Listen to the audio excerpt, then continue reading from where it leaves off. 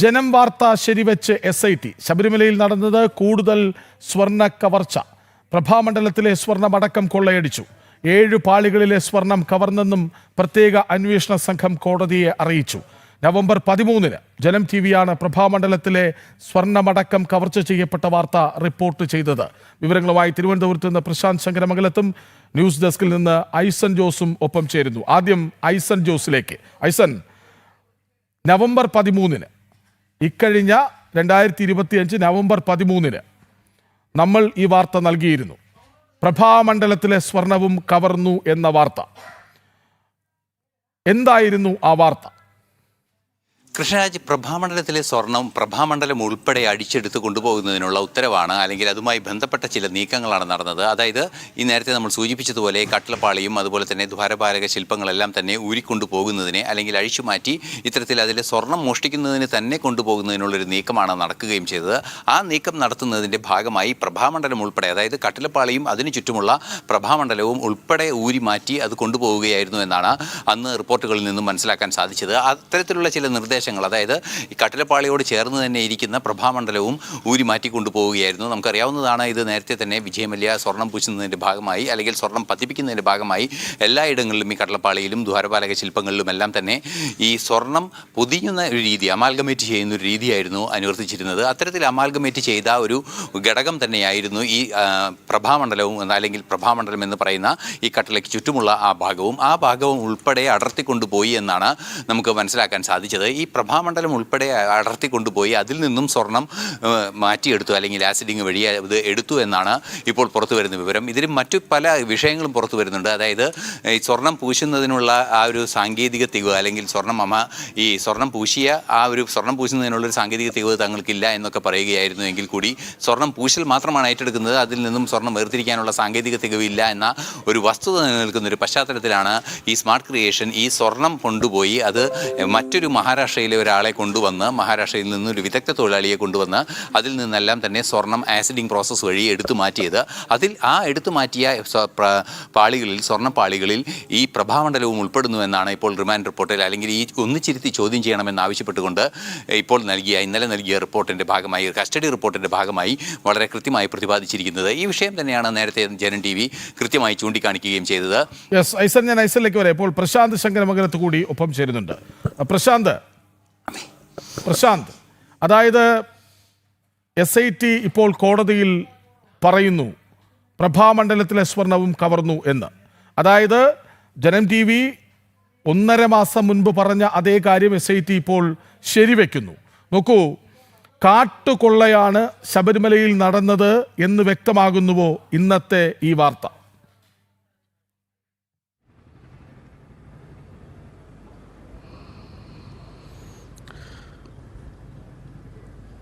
കൃഷ്ണരാജ്, തീർച്ചയായും ജനം TV നൽകിയ വാർത്ത ശരിവെക്കുന്ന തരത്തിലാണ് ഇപ്പോൾ റിപ്പോർട്ടുകൾ പുറത്തു വരുന്നത്.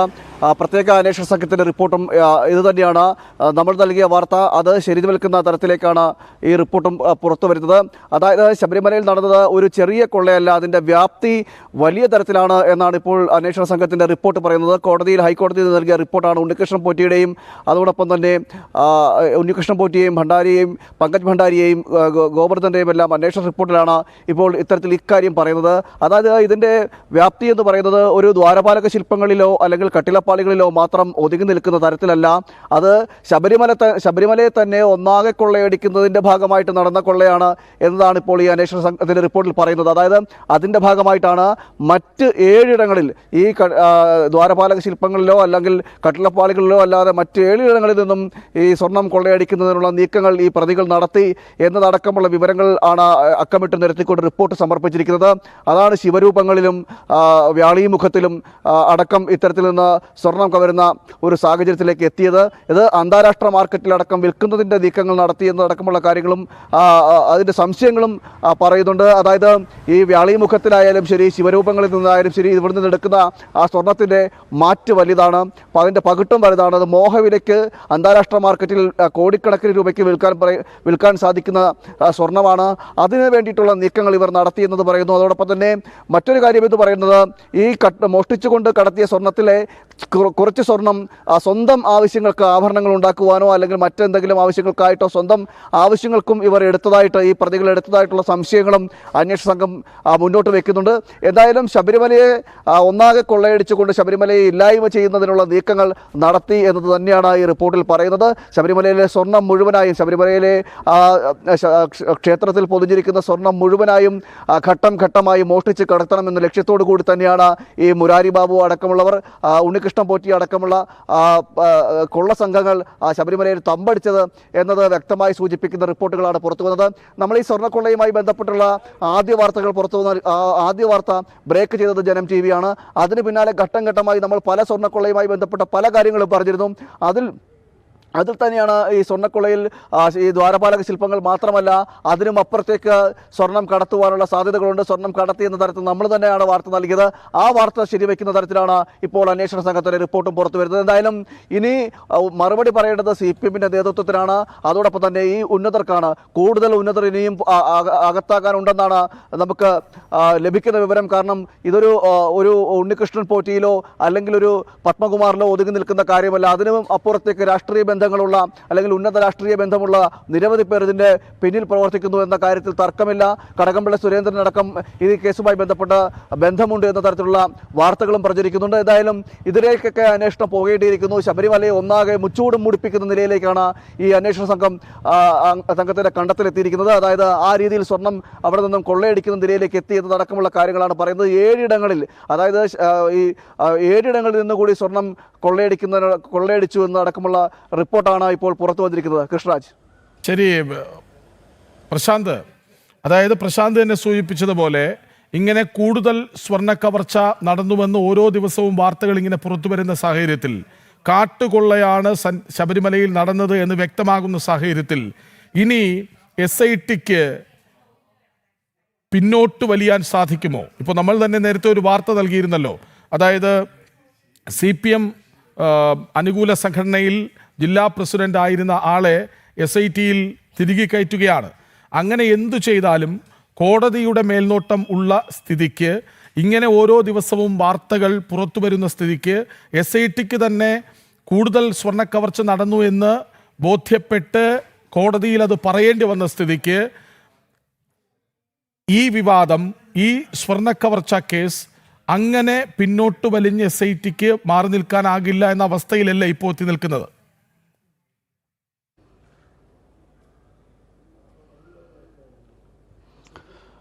തീർച്ചയായും അന്വേഷണം ശരിയായ രീതിയിൽ തന്നെ മുന്നോട്ട് പോയി കഴിഞ്ഞാൽ രാഷ്ട്രീയ നേതൃത്വത്തിലുള്ള നിരവധി പേർ ഇതിൻ്റെ പിന്നിൽ ഉണ്ടാകും, പിടിയിലാകുമെന്ന കാര്യത്തിൽ തർക്കമില്ല. അതിനിടയിലാണ് ഇത് അന്വേഷണം അട്ടിമറിക്കുന്നതിൻ്റെ ഒരു ശ്രമം നടക്കുന്നുണ്ടോ എന്ന കാര്യം സംശയം കൂടി പുറത്തു വരുന്നത്. അതായത് പോലീസ് അസോസിയേഷൻ CPM അനുകൂല സംഘടനയിൽപ്പെട്ട പോലീസ് അസോസിയേഷനിലെ ഒരു ഉദ്യോഗസ്ഥനെ കൂടി ഈ ഇൻസ്പെക്ടർ റാങ്കിലുള്ള ഒരു ഉദ്യോഗസ്ഥനെ കൂടി ഈ അന്വേഷണ സംഘത്തിൻ്റെ ഭാഗമായിട്ട് നിയമിച്ചു എന്നാണ് ഇപ്പോൾ നമുക്ക് മനസ്സിലാക്കാൻ കഴിയുന്നത്. അങ്ങനെ ഉത്തരവിടുകയും ചെയ്തു. അത് ഹൈക്കോടതി നിർദ്ദേശത്തെ തുടർന്നാണ് 2 ഉദ്യോഗസ്ഥരെ നിയമിക്കുന്നത്. ആ 2 ഉദ്യോഗസ്ഥരും കറപ്റ്റഡ് ആയിട്ടുള്ള ആൾക്കാരാണെന്നാണ് അറിയുന്നത്. ഒരാൾ കൊല്ലത്ത് വെച്ച് ഒരു മർദ്ദന കേസിൽ പ്രതിയായിട്ടുള്ള ഒരാളാണ്. മറ്റൊരാളെ CPM അനുകൂല സംഘടനയിൽപ്പെട്ട ഒരാളാണ്. എന്തായാലും അങ്ങനെ ഈ CPM അനുകൂല സംഘടനയിൽപ്പെട്ടുള്ള ആളുകളെ കൂടി അല്ലെങ്കിൽ ഉദ്യോഗസ്ഥരെ കൂടി ഇതിലേക്ക് അന്വേഷണ സംഘത്തിലേക്ക് തിരികെ കയറ്റിക്കൊണ്ട് അന്വേഷണം അട്ടിമറിക്കുന്നതിനുള്ള നീക്കം നടത്തുന്നുണ്ടോ എന്നൊരു സംശയം കൂടി ബലപ്പെടുന്ന സാഹചര്യം കൂടിയുണ്ട്. എന്തായാലും ഹൈക്കോടതിയുടെ നേതൃത്വത്തിലാണ് അന്വേഷണം നടക്കുന്നത് എന്നതുകൊണ്ട് തന്നെ ഈ ബാഹ്യമായിട്ടുള്ള ഇടപെടൽ നടക്കുന്നില്ലെങ്കിൽ പോലും ഉദ്യോഗസ്ഥരുടെ ഭാഗത്തു നിന്നും ചിലപ്പോൾ ബാഹ്യമായിട്ടുള്ള ഇടപെടലുകൾ കൊണ്ട് തന്നെ ചിലപ്പോൾ അന്വേഷണം അട്ടിമറിക്കുവാനുള്ള സാധ്യതകളും തള്ളിക്കളയാനാകില്ല എന്നാണ് അറിയാൻ കഴിയുന്നത്, മനസ്സിലാക്കുന്നത്. ഏതായാലും അന്വേഷണം പുരോഗമിക്കുന്നുണ്ട്. ഇനി തുച്ഛമായ ദിവസങ്ങൾ മാത്രമേ ഉള്ളൂ ഈ പ്രത്യേക അന്വേഷണ സംഘത്തിന്റെ കാലാവധി അവസാനിക്കാൻ.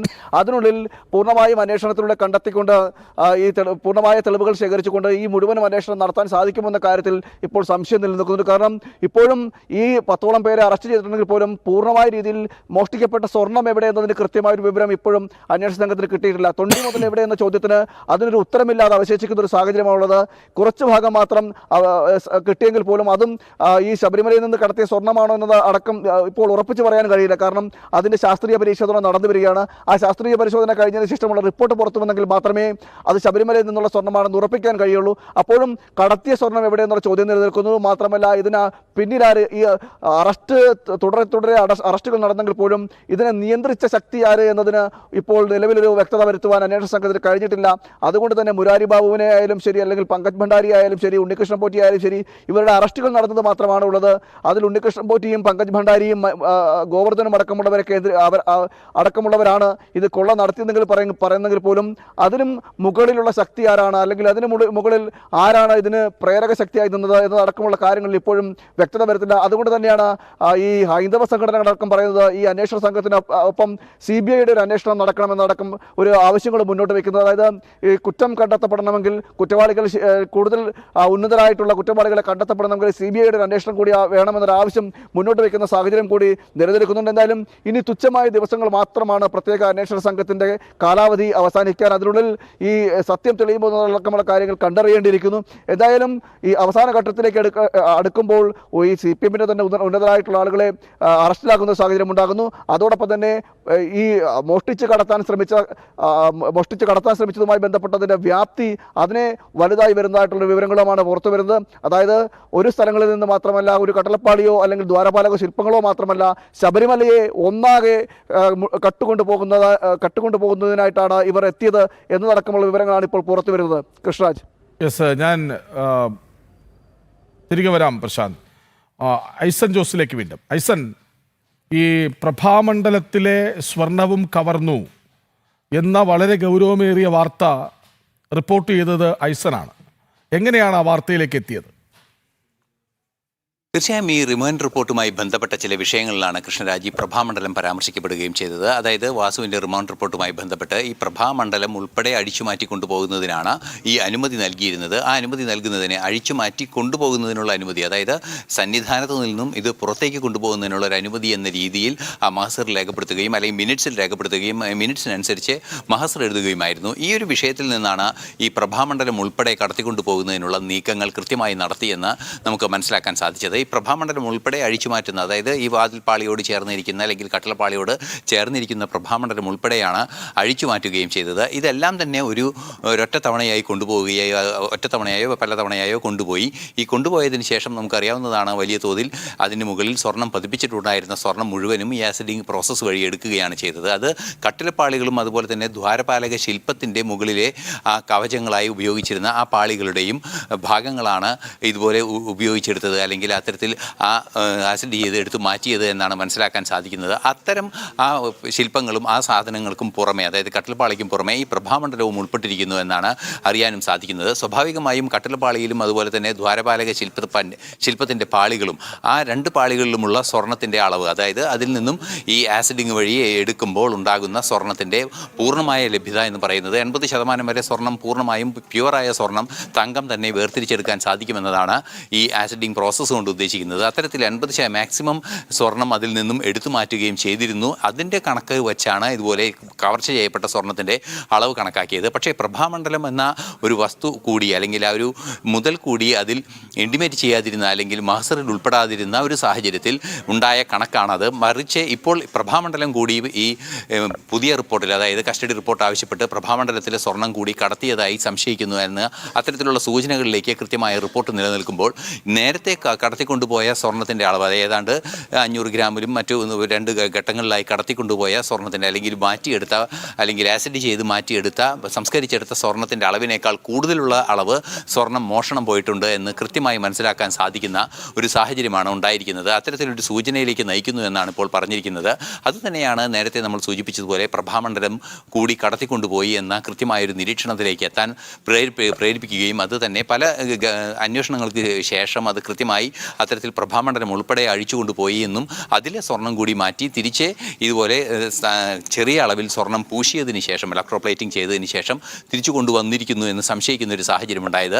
തീർച്ചയായും ഈ ഒരു സാഹചര്യം ഈ പുതിയ അന്വേഷണം നടത്തിയപ്പോൾ, അതായത് ഈ ഉണ്ണികൃഷ്ണൻ പോറ്റിയെയും അതുപോലെ തന്നെ തുടർന്ന് ദേവസ്വത്തിൻ്റെ എൻ വാസുവിനെയും ഒക്കെ ചോദ്യം ചെയ്യുന്നതിന് ശേഷം വീണ്ടും തുടർന്നുള്ള അടുത്ത നടപടികളുടെ ഭാഗമായി സ്വർണം തൊണ്ടി മുതൽ കണ്ടെടുക്കുന്ന നടപടികളുടെ ഭാഗമായി റദ്ദാം ജ്വല്ലറിയിൽ നിന്നെല്ലാം തന്നെ സ്വർണം കണ്ടെടുത്തിരുന്നു. അത്തരത്തിൽ കണ്ടെടുത്തിരുന്ന സ്വർണത്തിൻ്റെ അളവിൽ ഇനിയും കൂടുതലുണ്ട്. അതുകൊണ്ട് മോഷ്ടിക്കപ്പെട്ട സ്വർണം ഇത്രയും കൂടുതൽ എങ്ങനെ വന്നു എന്ന് പറയുമ്പോൾ അവിടെയാണ് പ്രഭാമണ്ഡലത്തിലെ കൂടി സ്വർണം മോഷ്ടിച്ചെടുത്തു അല്ലെങ്കിൽ ആസിഡ് ചെയ്ത് മാറ്റിയെടുത്തു. അതും ഈ നേരത്തെ നമ്മൾ സൂചിപ്പിച്ചതുപോലെ സ്മാർട്ട് ക്രിയേഷനിൽ പങ്കജ് ഭണ്ഡാരി തന്നെ ഇത്തരത്തിലൊരു മഹാരാഷ്ട്രയിൽ നിന്നൊരു വിദഗ്ധനെ കൊണ്ടുവന്ന് ഇത്തരത്തിൽ സ്വർണം എടുത്തു മാറ്റി എന്ന് തന്നെയാണ് അതിൽ നിന്നും നമുക്ക് മനസ്സിലാക്കാൻ സാധിച്ചത്. ഈ ഒരു പോയിന്റിൽ തന്നെയാണ് അതിലെ വാർത്താമൂല്യം കണ്ടെത്തുന്നതും അത് കൃത്യമായി വാർത്തയായി മാറുകയും ചെയ്യുന്നത്. പ്രഭാമണ്ഡലം ഈ കട്ടളപ്പാളികൾക്കും അതുപോലെ തന്നെ മറ്റു പാളികൾക്കുമൊപ്പം അഴിച്ചുകൊണ്ടുപോയി എന്നത് തന്നെയായിരുന്നു അന്നത്തെ സൂചന. ആ സൂചനയിൽ നിന്നാണ് ഈ പ്രശ്നങ്ങളുണ്ടായി, അല്ലെങ്കിൽ ഇത്തരത്തിൽ അതും മോഷ്ടിക്കപ്പെട്ടു, അതിൽ നിന്നുള്ള സ്വർണവും മോഷ്ടിക്കപ്പെട്ടു.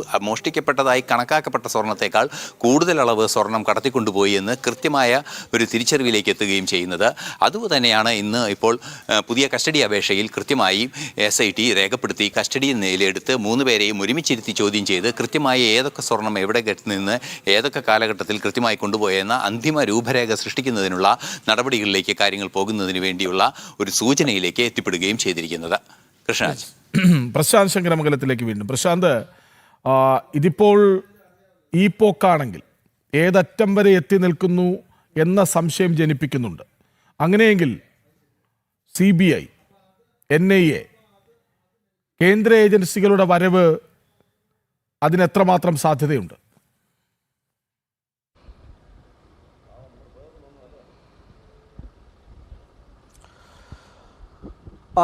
കൃഷ്ണരാജ്, ഈ കേസുമായി ബന്ധപ്പെട്ട് പ്രത്യേക അന്വേഷണത്തിന്റെ കാലാവധി, അന്വേഷണ സംഘത്തിന്റെ കാലാവധി അവസാനിക്കാൻ ഇനി ദിവസങ്ങൾ മാത്രമാണ് ബാക്കിയുള്ളത്. ആ കാലാവധിക്കുള്ളിൽ നിന്ന് തന്നെ ഇത് പൂർത്തീകരിക്കാൻ കഴിയുന്നതാണോ എന്നാണ് ഇപ്പോൾ സംശയമായിട്ട് ഉയരുന്നത്. കാരണം നമുക്കറിയാം, ഈ ശബരിമലയിലെ സ്വർണ്ണക്കടത്തിന്റെ വ്യാപ്തി എന്ന് പറയുന്നത് അത് വലിയ ഒരു മാനങ്ങളുള്ളൊരു സ്വർണ്ണക്കടത്തായിട്ട് മാറിയിരിക്കുകയാണ്, അന്താരാഷ്ട്ര ബന്ധങ്ങളുള്ള സ്വർണ്ണക്കടത്തായിട്ട് മാറിയിരിക്കുകയാണ്. അപ്പോൾ ഈ ഒരു കേരളത്തിൽ നിൽക്കുന്ന ഈ അന്വേഷണ സംഘത്തിന്റെ മാത്രം കൊണ്ട് സാധിക്കുന്ന കാര്യങ്ങളാണോ എന്നൊരു സംശയവും പലരും മുന്നോട്ട് ഉന്നയിക്കുന്ന സാഹചര്യമുണ്ട്. അതുകൊണ്ട് തന്നെയാണ് കേന്ദ്ര ഏജൻസി അല്ലെങ്കിൽ NIA അല്ലെങ്കിൽ കേന്ദ്ര ഏജൻസി എന്നൊരു ആവശ്യം ഇപ്പോൾ മുന്നോട്ട് വയ്ക്കുന്നത്. കേന്ദ്ര ഏജൻസികൾ, CBI അടക്കമുള്ള കേന്ദ്ര ഏജൻസികൾ വന്നെങ്കിൽ മാത്രമേ കൂടുതൽ കാര്യക്ഷമമായിട്ട് അന്വേഷണം നടത്താൻ സാധിക്കുകയുള്ളൂ എന്നാണ് ഇപ്പോൾ നമുക്ക് മനസ്സിലാക്കാൻ കഴിയുന്നത്. മറ്റൊരു കാര്യം എന്ന് പറയുന്നത്, സംസ്ഥാന സർക്കാരിൻ്റെ ഭാഗത്തു നിന്നുകൂടെയാണ് അന്വേഷണം നടന്നത്. കോടതിയുടെ നേതൃത്വത്തിലാണെങ്കിൽ പോലും അന്വേഷണ ഉദ്യോഗസ്ഥരെല്ലാം കേരളത്തിൽ നിന്നുള്ളവരാണ്. അതിൽ രാഷ്ട്രീയ സ്വാധീനം ചെലുത്താൻ സാധിക്കുന്ന തലത്തിലാണ് നിലവിൽ ഉള്ളത്. നമുക്കറിയാം, ഈ തദ്ദേശ സ്വയംഭരണ തെരഞ്ഞെടുപ്പ് നടന്ന സമയത്ത് യാതൊരുവിധ അറസ്റ്റ് നടപടികളും ഉണ്ടായിട്ടില്ല. ആ 1 മാസക്കാലം ഈ അന്വേഷണം നടക്കുന്നുണ്ടോ എന്നത് സംശയം ഉണ്ടാകുന്ന ഒരു സാഹചര്യം ഉണ്ടാകുന്നു. മാത്രമല്ല, ഈ പ്രമുഖരായിട്ടുള്ള ആളുകളെ ആരെയും അറസ്റ്റ് ചെയ്ത നിലയിലേക്കൊന്നും എത്തിയില്ല. അത് മുഖ്യമന്ത്രിയുടെ ഓഫീസ് അടക്കം ഇടപെട്ടതിൻ്റെ ഫലമായിട്ടാണ് ഇത്തരത്തിൽ സംഭവിച്ചതെന്നടക്കമുള്ള വാർത്തകൾ പുറത്തു വന്നിരുന്നു. അതിന് സമാനമായ രീതിയാണ് ഇനി കേസിൽ കൂടുതൽ ഈ രാഷ്ട്രീയ ഇടപെടലുകൾ നടത്തുവാനുള്ള സാധ്യതകൾ തള്ളിക്കളയാനാകില്ല എന്നത് പറയാനുള്ള കാരണം ഇനി കൂടുതൽ അറസ്റ്റിലാകേണ്ടത് ഉന്നതരാണ്. ഇതുവരെ അറസ്റ്റിലായത് CPM നേതാക്കളാണ്. അതോടൊപ്പം തന്നെ CPM ഇതുപോലെ പ്രതിരോധത്തിലായിരിക്കുന്ന സാഹചര്യമുണ്ട്. അതോടൊപ്പം ഇനി അറസ്റ്റ് നടപടികളിലേക്ക് കടന്നു കഴിഞ്ഞാൽ അത് ഉന്നത രാഷ്ട്രീയ ബന്ധമുള്ളവരെ, CPM തന്നെ ഉന്നത രാഷ്ട്രീയ ബന്ധമുള്ളവരെ അടക്കം അന്വേഷണത്തിൻ്റെ പരിധിയിലേക്ക് വരും, അറസ്റ്റിലേക്ക് കടക്കുകയും ചെയ്യും. ഇത് പാർട്ടിയെ തന്നെ കൂടുതൽ പ്രതിരോധത്തിലാക്കുന്ന സാഹചര്യമൊക്കെ ഉണ്ടാകും. ഇത് ഒഴിവാക്കുന്നതിന് വേണ്ടി അന്വേഷണത്തെ തന്നെ സ്വാധീനിപ്പിക്കാൻ സാധ്യതയുണ്ടോ എന്ന് നമുക്ക് സംശയിക്കാൻ, അതിനെ കുറ്റം പറയാൻ കഴിയില്ല. അതുകൊണ്ടാണ് കേന്ദ്ര ഏജൻസി തന്നെ വരണമെന്നൊരു ആവശ്യം ഈ ഹൈന്ദവ സംഘടനകളും ഭക്തരും അടക്കമുള്ളവർ മുന്നോട്ട് വയ്ക്കാനുള്ള ഒരു കാര്യമെന്ന് പറയുന്നത്. അതോടൊപ്പം തന്നെ ഈ പ്രത്യേക അന്വേഷണ സംഘത്തിൻ്റെ അന്വേഷണം പുരോഗമിക്കുമ്പോൾ അതിൻ്റെ അവസാന ഘട്ടത്തിലേക്ക് എത്തുമ്പോൾ അത് പൂർത്തീകരിക്കാൻ കഴിയാത്തൊരു സാഹചര്യം ഉണ്ടായിക്കഴിഞ്ഞാൽ അപൂർണമായ ഒരു റിപ്പോർട്ട് സമർപ്പിക്കേണ്ടി വരുമോ എന്ന് തന്നെ നമുക്ക് സംശയം. കാരണം ആരെയും ഇതിൽ മുന്നോട്ടുള്ളവരെയൊക്കെ ഇനിയും കൂടുതൽ അന്വേഷണം നടത്തേണ്ടിയിരിക്കുന്നു, ആരൊക്കെ ഉൾപ്പെട്ടിരിക്കുന്നു അടക്കമുള്ള കാര്യങ്ങൾ ഞാൻ നേരത്തെ പറഞ്ഞതുപോലെ തന്നെയാണ്, ഒരു വ്യക്തത ഇതുവരെ വന്നിട്ടില്ല.